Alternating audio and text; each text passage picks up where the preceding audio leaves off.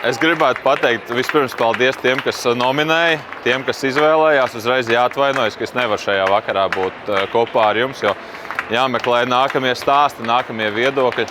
Šobrīd atrodos Čehijā un gaidiet jau tuvākos video, bet paldies maniem kolēģiem Sportcentrs.com, paldies maniem podkāsta biedriem Lotāram Zariņam un Ralfam Freibergam. Un svarīgi ir tas, lai ir cilvēki, kas tev tic, ir cilvēki, kas tev dod iespēju, tāpēc arī paldies cilvēkiem, kas man ir devuši iespēju šajā sporta žurnālista karjerā.